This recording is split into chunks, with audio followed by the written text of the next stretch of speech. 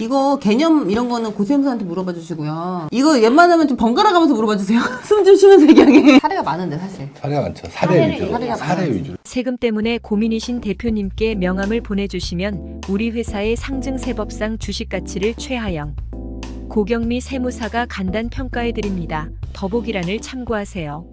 안녕하십니까. 오늘은 최하영 세무사님, 고경미 세무사님 나오셨습니다. 안녕하세요. 네, 안녕하세요. 그리고 여섯 번째는 이제 기업쟁의를 위한 이제 균등 증자할 경우 재신탁으로 인한 증여세 문제.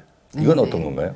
이게 저거는 약간 논란이 좀 있긴 있더라고. 찾아보면 이제 뭐 유상증자 같은 거를 이제 어쩔 수 없이 자본금을 좀 맞춰달라고 하는 경우들이 있어요. 기업 경영하다 보면 예. 은행에서든 뭐 다른 예를 들어 다른 거 뭐 건설업 하신 대표님들은 자본금 요건을 충족해야 되니까 그러면 사실 사업을 어쩔 수 없이 하기 위해서 증자를 하는데 자본금을 맞춰야 되니까 계속 균등으로 해야 되는 거야. 차명주주가 같이 있는 상황에서 그래야지만 자본금이 올라가니까. 근데 그렇게 되면 저 유상증자를 한 시점마다 다시 재신탁으로 해서 그때 다시 재신탁이 된 거고 그때부터 제척기간이 15년 3개월 이렇게 돼가지고 세금 문제가 계속 있는 거예요. 근데 앞에 건 다 지났지만 또 다른 명예신탁이 네, 생기는 또 다른 명의신탁으로 다시 이제 그 증여세 문제가 또 다시 제기가 되는 거니까. 그때 이제 저게 이제 뭐 어떤 분 얘기한 거 뭐 판례인가? 이렇게 보면 유상증자를 이제 했는데 저거는 원래 재신탁으로 보면 안 된다. 뭐 이런 얘기가 좀 있긴 있거든요.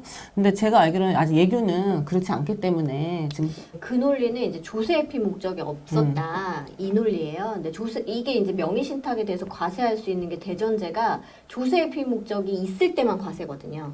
그러니까 이제 없다고 보고 뭐 그런 이제 어쨌든 이제 경영상 이유로 했을 때 조세회피 목적이 없으니까 저거는 증여세 문제가 없다 이러는데 실제로 조세회피에 대해서는 굉장히 보수적으로 지금 보고 있으니까 그거는 사안마다 달라요. 그래서 저게 된다 이렇게 보시면 조금 이제 위험하실 것 같고요. 잘 판단해서 이제 진행해야 돼요. 이 사실은 우리가 항상 얘기하는 게 조세회피 목적이 있냐 없냐에 따라서 이게 세금 문제가 틀려지는 거잖아요. 네, 맞아요. 예. 없으면 이제 안 나올 수 안 있는 나오는, 거니까. 근데 뭐 이렇게 원론적인 얘기를 하면 한두 끝도 없어서 사실은. 네. 사실은 그 대전제는 지금 이제 고경미 세무사님이 얘기하신 조세회피 목적이 있냐 없냐에 따라서 틀려지는 네. 거는. 저희가 이제 얘기하는 건 다 있다고 보고 증여세가 과세된다고 네. 보고 네. 말씀드리는 그쵸. 거고요. 예. 없다고 하는 경우는 또 그런 케이스도 저희 하고 있거든요. 예. 그런 건 이제 사안마다 또 다르다 예. 이렇게 보시면 될 것 같아요. 네, 네. 그러니까 올해도 지금 벌써 70 몇 건 중에서 제가 알기로도 20건 이상 명의신탁 관련해서 일을 하셨을 텐데 이게 이제 경험이 있으시니까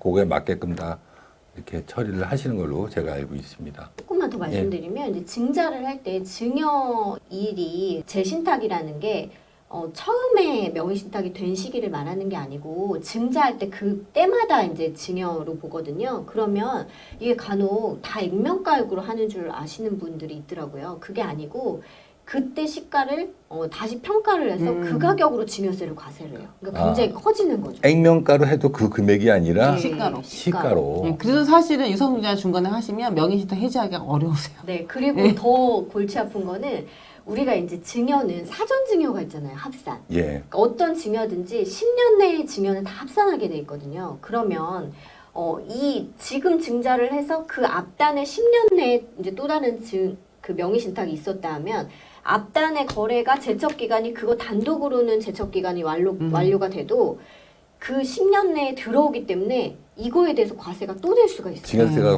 지적기간이 과세된다. 안 끝난 거예요.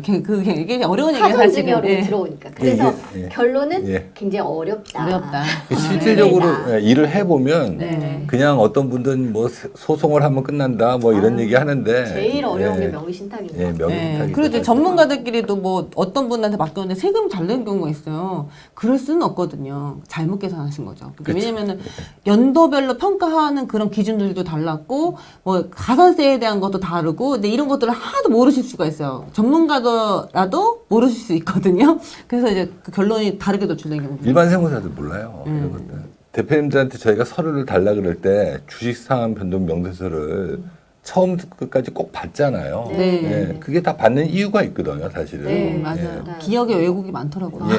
대표님 말씀하신 거랑 나중에 받으면 자료가 하나도 안 맞아요. 저도 중간에 네. 바뀌었는데 대표님은 설립할 때부터 주주다 이래서 네. 세금이 안 나온다고 생각했는데 나와서 몇 년 더 기다려야 되는 그러니까 반드시 받아야 돼요. 예, 기억의 왜곡이 무섭거든요. 그쵸. 예. 예. 뭐 그러니까 하나 단추 하나 잘못 끼면 네. 어떻든 간에 이제 서류를 정확히 받고 그거에 따라서 계산을 해야지 기억에 의존해서 하기는 사실은. 그래서 예. 사실 저희는 이 대표님 대표님 말은 이제 반만 믿고 반만. 있어요. 네. 제일 많은 게 뭔지 알아 또? 처음에 할 때는요 다 있으시대요 금융증빙이 네. 나중에 실제 실행 들어가잖아 증빙이 하나도 없어요 이런 경우가 너무 많아요 사실 그래서 저희가 당초 2년 이내 다 끝날 거라고 생각하고 진행했던 게 5년 동안 해서 끝난 경우들이 그래서 있는 거예요 네.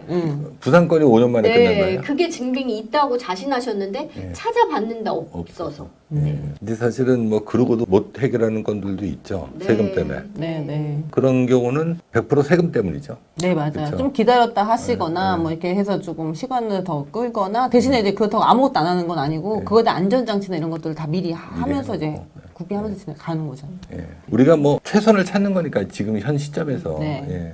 이제 7번째는 이제 차면주식 입증 방법에 따라서 과점주주 간주 취득세 문제. 간주실세는 이제 뭐 제척기간에 아예 뭐 지났으면 모르겠는데요. 네. 나와요. 나와요? 예, 이거는 금융증빙이 있고 없고에 따라 좀 다를 수가 있어요. 그러니까 명의신탁 네. 해지면은 원래 본인 거니까 설립할 때부터 100% 주주면 안 나오는 게 맞거든요. 예. 가점주주 취득세가. 근데 과세관청 인정을 안 해서 지금의 주식이동으로 보기 때문에 나와요. 그러니까 이제 지방청 공무원들이 아니, 국세랑 다르더라고요. 국세랑 달라서 네. 아니 그냥 이걸 다 하나하나 설명해 줘야 그때 우겨서 뭐 이런 경우도 있잖아요. 아니, 그러니까 본인들은 뭐라고 하시냐면 네. 자기는 인정 못 하겠으니까 그냥 불복해라 이렇게 얘기하시더라고요. 내부 지침으로 내려왔대요. 뭐 그래요? 몇 가지 자료만 인정을 해주고 예. 그 외에는 인정 못 한다. 최선으로 다해가지고 안 나오게끔, 안 나오게끔. 네, 열심히 하고 있어요. 이거 원래는 안 나오는 건데 네. 지방청 공무원들이 이걸 과세하니까 네. 그렇죠? 네. 그게 그래서 말이 이제 안 되죠, 안 나올 수 있는 사실. 방법을 찾고 있는 거예요. 아니 근데 그렇죠. 저는 항상 일하면서 정말 안타까운 게 네. 세무서에서 이제 실제 소유자 확인 신청으로 통지서를 보냈어요. 인정하겠다고. 예.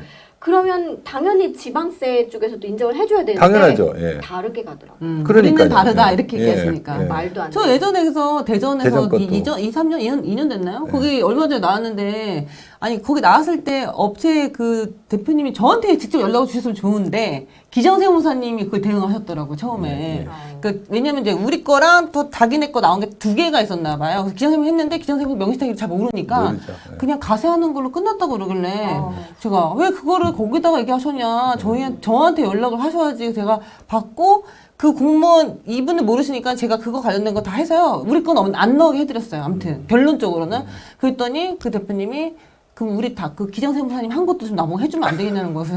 이거 할 때 이제 약간의 기술을 써서 예. 원래 이제 조금 그런 게 있었는데 다 해결을 해드렸죠. 해결하셨죠. 이게 그 간주 취득세 개념에 대해서 고세무사님이 잠깐 얘기해 주시겠어요? 간주세가 뭔지. 간주취득세는 이제 과점주주한테 부과되는 건데 과점주주 취득세라고 하고요. 간주취득세라고 하면 이제 공무원들 못 알아듣더라고요. 이제 어쨌든 이 취득세를 내는 자산이 법인의 장부에 있으면 이 50%를 초과하는 주주가 그 부동산이나 뭐 기계장치나 이렇게 이제 그 취득세를 내는 자산에 대해서 한 번 더 소유권을 갖는다고 보는 거예요. 간접적인 소유권을 갖는다. 50% 이상 갖고 있는 네, 주주가. 50%를 한 주라도 초과하는 주주는.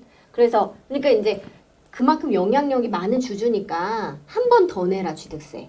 이제 몇 이런 프로죠, 그게? 2.2%. 2.2%. 네. 예. 그래서 이제 2.2%를 내게 되는데, 그러니까 어떻게 보면은 굉장히 좀 부당한 거죠. 부당하죠. 소유권은. 네. 그렇지만 예. 이제 내셔야 되고, 그래서 이걸 피하려면은 이게 또 법이 여러 번 바뀌긴 했지만 지금 현재는 설립할 때부터 100% 주주로 하시면 돼요. 우리 가족이. 그냥 그러면 간단하게 그거 그렇게 하면 문제가 되죠. 네, 사실은. 그렇게 하면 그 다음에 지분 이동이 돼서 나의 가족과 나의 지분율이 좀 떨어지더라도 가점주주 지분율이 떨어지더라도 그 다음엔 안 나오고요. 또 가점주주 취득세 하나만 더 말씀드리면 부동산을 살 때 내는 세금이 아니고요. 주식이 지분율이 증가할 때 내는 세금이에요. 그러니까 이것도 내가 많이 간과. 그저 70%였는데 네. 80%가 되면 그 10%에 대해서 간주취득세 내야 되나요? 네네. 아. 내야 되는데, 내는 게 그때 당시에 지분 이동을 할 때 당시에 재무제표에서 부동산이나 뭐 취득세를 내는 자산에 대해서 저만 장부가액으로 계산을 해서 2.2%. 예. 네. 이렇게 내시면 됩니다. 근데 이게 이제 실무를 하다 보면 이게 따라오니까 아마 좀 생소하실 분들도 있을 텐데 네. 예. 많이 잘 모르시더라고요. 잘 모르시죠 사실. 안 내게 할 수 있다. 그리고 이제 저희가 명의신탁 저거 하게 되면 뒤에 어떤 일을 팔로업 해주냐 이렇게 물어보신 분들이 예, 예. 있어요. 저희가 이제 뭐 그 실무진행 다 하지만 어쨌든 간 세무서 한번 대응하고요. 맨 뒤에 걸고 시군구청, 지방 때 관련해서 2번 대응해드려요. 이제 예. 국세청하고 예. 지방청 다. 보통 이제 국세가 한 1년 정도 빠르게 나오고 지방세가 그 다음 연도나 그 뒤로 나오니까 예. 뭐 그렇게 해서 어쨌든 간에 사후 관리를 굉장히 오랫동안 해드리고 있다라는 거. 아니 이게 어쩔 수가 없는 네. 게 지금 뭐 한다고 바로 조사 나오는 게 아니니까. 이게. 그리고 신고를 저희가 하니까 예. 저희가 대응할 수밖에 없어요. 그쵸, 네, 당연히. 대부분 저희한테 연락이 오니까요. 예. 세무서에서. 저희가 사실 뭐 어떤 경로로든 뭐 수임을 하더라도 일은 어차피 최 세무사님이나 고 세무사님이 하니까 결국은 뭐 2분이 하셔야 되죠. 네네.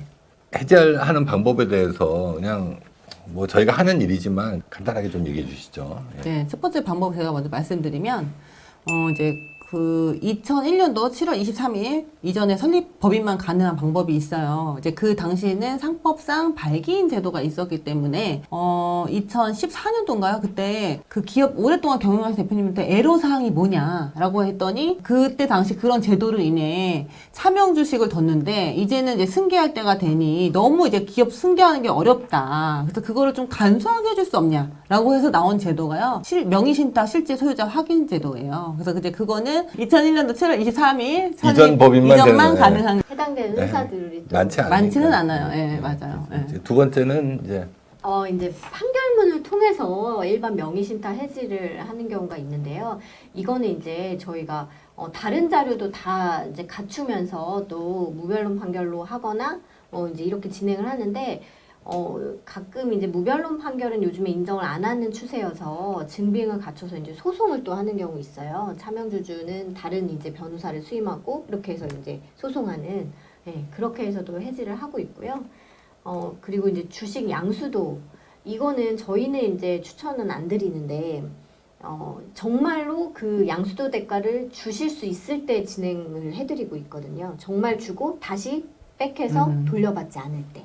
뺏겨서 돌려받았다가 세금 내는 경우. 네, 아, 그거는 많아요. 너무 많죠. 많이 걸리고 네, 너무 있어요. 많아가지고. 그렇게 돌려받지 말라고 그렇게 아, 얘기했는데도 안 네. 되시더라고요. 돌려받아서 네. 네. 그리고 세무조사가 이제 3, 4년 후에 나오니까 그걸 어떤 형태든지 다 돌려받는 게 다 걸릴 수밖에 없어요. 몇 년 후에 나오기 때문에. 찾아서 나오더라고요. 보니까. 예. 그래서 그리고 이제 뭐 2천만 원, 3천만 원 이런 거래가 사실 통장을 열고 차명주주 특히 경제적으로 그렇게 여유가 없는 차명주주 통장에서는 그 너무 눈에 띄더라고요. 그 돈이 들어왔다가 아, 네네. 바로 빠져나가는 게. 그래서 현금으로 뭐 대표님들이 현금으로 다 조금씩 빼서 돌려받으면 되지 이러시는데 다 걸린다. 이제 이렇게 보시면 되고요. 실제로 제가 이제 국세청 너무 놀란 게 은행에 그 수표로 이제 이 찾아서 차명주주한테 돈을 주고 이랬는데 그런 이제 입금자를 찾더라고요. 그래서 회사 직원이라서 걸린 경우가 있었어요. 명의신탁이 다 밝혀진 경우가 있었거든요. 그러니까 우리가 생각하는 것보다 훨씬 국세청의 정보력이 크기 때문에 이런 건 이제 좀 안 하시는 게 좋고요. 저희가 하지 말라고 그렇게 얘기도 하시는 대표님들 때문에 예. 세금 내는 경우를 그냥 예, 주위에서 많이 봤어요. 많이 8억, 10억 이렇게 발행해가지고 그런 거는 내시는. 굉장히 커요. 그리고 약간 이제 괘씸죄가 있는 것 같아요. 제가 이제 명의신탁을 해보니까 그래도 좀 내려고 하고 안타깝게 아까 제가 차명주주 이제 돌아가신 경우도 말씀드렸는데 그럴 때는 앞단의 거래까지는 파헤치지 않더라고요. 그냥 그 거래만 딱 거래가액을 액면가액으로 보고 과세가 돼서 굉장히 적은 세금 내고 끝나는데요.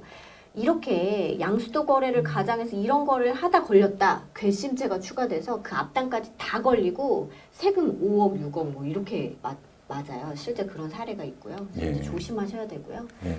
그리고 이제 네 번째로는 주식을 증여하는 건데 이거는 가장 안전한데 가장 세금이 많기 때문에 하기 어려운 방법이에요. 사실 뭐 저희가 이거 하실 때는 세 건 다 비교하시죠? 어떻게 네, 네. 할지 이제 네, 비교하고. 맞아요. 예. 예. 그리고 이제 뭐 저것도 저희가 다 쓰는 건 아니에요. 양수도 증여도 다 이제 혹시 그거 위험 요소 같은 걸 다 파악하고 나서 하는 거지. 저런 방법을 저희가 추천하는 방법은 아니지만 이제 가끔 쓰는 경우는 있는데 앞에 어쨌든 간에 위험 요소가 없을 때만. 그래서 이제 그렇게 많이 쓰는 방법은 아니에요. 증여는 아까처럼 이제 좀 연세가 많으시고 차명주주가 건강이 좀 안 좋으시면 절대 하시면 안 되세요. 사전 증여 재산은 또 그분이 파악이 돼가지고 괜히 또 상속 재산에 또 올라가시니까. 네. 근데 이런 여러 가지 것들은 문제가 어떻든 간에 전문가랑 상의하고 하셔야지 그냥 하셨다가는 이건 이제 그 개인적으로 하셨다가는 문제 생기면은 뭐 어디 하소연할 데도 없죠. 예. 네. 명의신탁 해지 시 주의점. 사실 이제 그 해지할 때 정확한 세금을 고려하고 진행해야 되는데 과거에 그 변호사님하고 진행했던 어떤 업체 있어요. 변호사님이 세법의 전문가 아니시잖아요. 그냥 그분은 그냥 그 소송만 하는 거예요. 세금이 당연히 나오는 거 고려하지 않고 대표님은 안 나온 줄 알고 했어요. 변호사를 믿고 제가 계산해드렸죠. 한 3억 얼마 나온다고. 근데 깜짝 놀라시더라고요. 그러니까 그거를 아예 저분하고 신탁자하고 둘이서만 다 그냥 그렇게 합의가 되면 소송만 하면 내가 갖고 왔으니까 세금 없는 줄 아는데 그게 아니다라는 거는 이제 그래서 정확한 세금을 먼저 얼마나 되는지 본인이 그거를 납부할 수 있는 능력이 있는지를 다 보고하셔야 되는 거고 수탁자하고 신탁 기간 같은 거나 배당을 했는지 여부 뭐 유상증자 했는지 안 했는지 이런 여부에 따라서 모든 세금이 다 달라질 수 있어요. 그래서 그런 것들을 좀 정확히 파악하고 나서 진행해야 된다라는 거. 저거 잘못해서 놓치면요, 뭐 이제 거의 생각지도 않은 세금을 수억씩 맞으시니까 네, 그런 문제가 있고요. 세금 다 계산하고 해야죠. 네, 세금 다 하고 저희가 이제 그렇게 진행하고 네. 있으니까요. 그 세금을 예를 들어서 너무 많이 나와도 운이 좋으면 이제 앞에 한 몇 년 정도 남겨놓고 내실 수 있는 범위 안에 들어오거나 아니면 몇 년 지나면 안 나오는 경우도 있으시니까 그런 것들을 다 우리가 고려해서 컨설팅을 진행하고 있거든요. 그 전에 또 뭘 또 서류 작업을 해놔야 되는 것들 이런 네, 것들 다 네. 해놓고 해야지. 네. 예. 그래서 제일 중요한 거는 정확한 세금을 고려하고 진행하셔야 된다라는 거 예. 하고요. 이제 부가 제척 기간이 이제 경과하면 제척 기간 끝났으니까 다 끝난 거 아니에요? 세금도 안 나오는 거고 이렇게 아시는 분들이 생각보다 너무 많아요 주변에. 예, 깜짝깜짝 놀래요. 그래서 그 잘못된 사람들이 네. 자꾸 얘기해서. 네, 맞아요. 예. 이거 15년 3개월 다 지났어요. 네. 세금 없는 거잖아요. 네. 갖고 오면 되는데 그게 아니죠. 이제 이게 부가 제척 기간 끝났는데 입증을 못해요, 우리가. 내 거라는 거를. 못하면요, 그냥 지금 당시의 시가대로 해서 증여세가 가세당하는 거기 그거 때문에. 얘기해주세요. 세무서에서 과세하겠다고 연락 온 거. 그래도 세무서 전화가 왔어요, 최근에, 얼마 전에.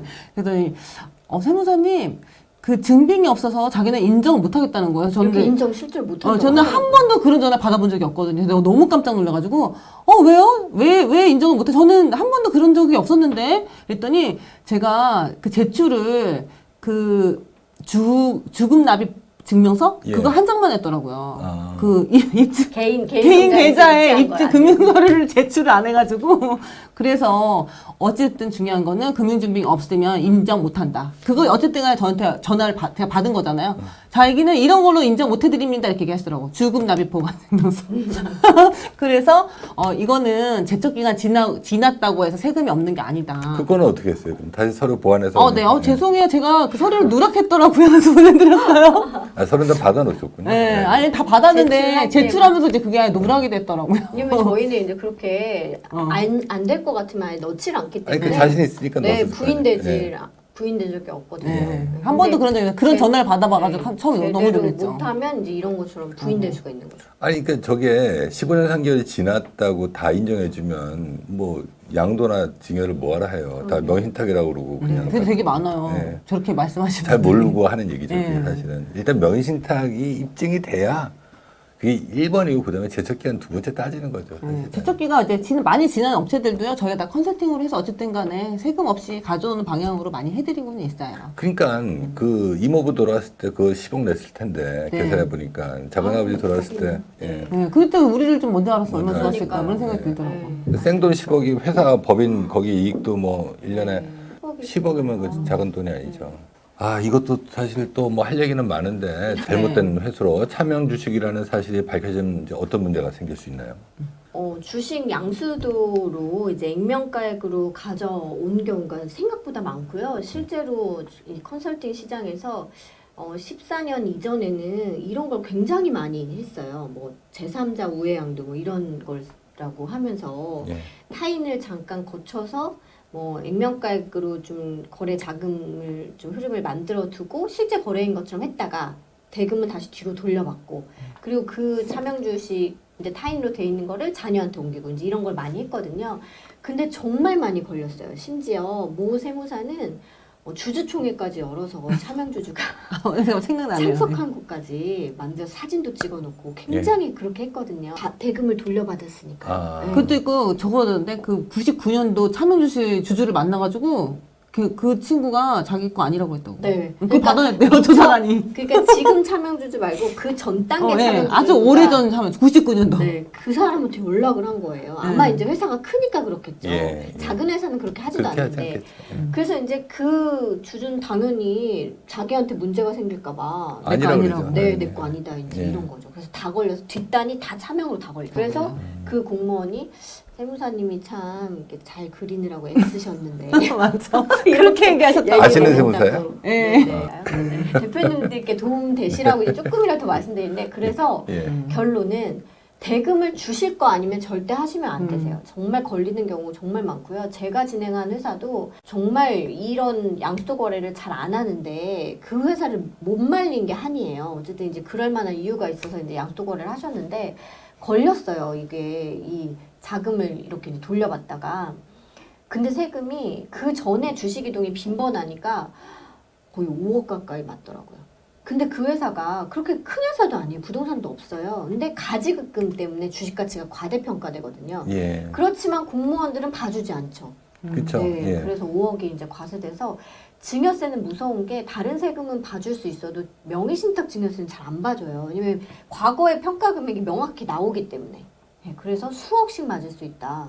네, 그래서 이거 꼭 알고 계셔야지. 그래서 요즘에는 근데 다행인 게 시장에서 이제 많이 학습이 된 것 같아요. 그래서 요즘에는 웬만하면 명의신탁 해지로 하시려고 하고요. 저희도 뭐 세금 몇 억씩 내면서 하는 경우 굉장히 많아요. 근데 또 지금도 이제 저렇게 갖고 오신 분들이 있어요. 그러면 제가 저렇게 하면 안 된다고 꼭 말씀드리죠. 지금 꼭 그렇지만 않아요. 그래요? 예, 네. 지금도 있어요. 저렇게 갖고 오신 분들 있긴 있어요. 저 다른 뭐 이상한 걸로 해서 아. 뭐 하는 사람들 꽤 있어요. 다 아시는데 우리가 방송으로 얘기 좀 하긴 좀 그렇지만 남 욕하는 것 같아서. 근데 예. 그리고 제가 이제 느끼는 게 거짓말을 하려면 네. 거짓말이 이제 불어나면서 하기 때문에 굉장히 이상한 거래가 돼요. 결론적으로. 그러면 그쵸. 이제 우리가 네. 이거 차명인데 이렇게 딱 보이거든요. 그쵸. 근데 예. 과세관청이 바보가 아닌 이상 네. 다 알죠. 예. 이게 저희가 이제 요 얘기 그만해야 될 것 같은데 남 욕하는 것 같아서. 아, 예. 네, 네. 그래서 안타까워서 그렇죠, 대표님들이. 아니 지금 피해자는 대표님들이시니까. 근데 피해자는 대표 네, 맞는 맞아요. 얘기죠. 예. 이상하게 컨설팅 하우스는 뭐 네. 지금 당장 뭐 이렇게 해결하는 줄 알고 했다가 몇 년 후에 몇 년 과세되면 후에, 예. 그분들은 오지도 않을 수도 있어요. 그러니까요. 대응도 안 해줘. 대응도 안 하고 이게 우리가 자신이 있는 것만 해야지 자신 없는 거를 할 수 있다 그러면 안 되죠. 어떻게 뭐 자기가 자신도 없는데 그냥 뭐 법에 그 문구 하나하나 갖고 얘기해서 뭐 다 되는 것처럼 그게 다 문제잖아요, 사실. 네. 네네. 이익 소각도 최초에 뭐 되는 것처럼 다 얘기해서는 뭐 무분별하게 해서 문제돼서 너무 무분별했죠. 대응도 안 그러니까 되고. 또 막상 또 찾으면 그게 그러니까 문제인 안 거죠. 돼요. 그래서 오랫동안 있는 전문가분들하고 하시면 돼요. 아 당연하죠. 이게 네. 뭐 전문가가 이렇게 방송하는데 전문가한테 전화해야지. 어디 그럼요. 네. 이상. 근데 전문가 아닌 분들 하신 분들이 그런 후회를 많이 하시고 아니, 당연하죠. 그러시니까. 예. 그리고 저게 어떻게 보면은 이제 그런 거예요. 그러니까 증빙 없이 요즘에 무변론으로 다 된다고 하시면서 판결문만 받으신 분들이 있어요. 근데 이제 기본적으로 무변론 판결 자체를 인정을 하지 않거든요. 예. 근데 이제 거기에 더 나아가서 차명주주가 엄마 아버지라는 거예요. 근데 그거를 정말 어떤 증빙 하나 없이 그냥 무변론으로 해서 갖고 오시는 케이스가 있는데요. 그냥 소송만 하면 된다. 네. 저거는 제가 저번에도 얘기 안 했나요? 어떤 강서세무서에 계신 조사관님하고 제가 그 실제 소유자 확인 신청을 넣은 적이 있어요. 예. 개인 사업자 법인 전환하신 대표님. 예. 그 대표님인데 제가 아니 그 발기인 요건이 그 당시 그래서 내가 이거 넣은 건데 그 부모님이라고 안 해준다고 그런 거예요. 자기네는 부모님 거는 해준 적이 없대. 그 절대 안 해줘요. 상속재산 누락하려고 하신 거잖아요. 이렇게 얘기하시거든요.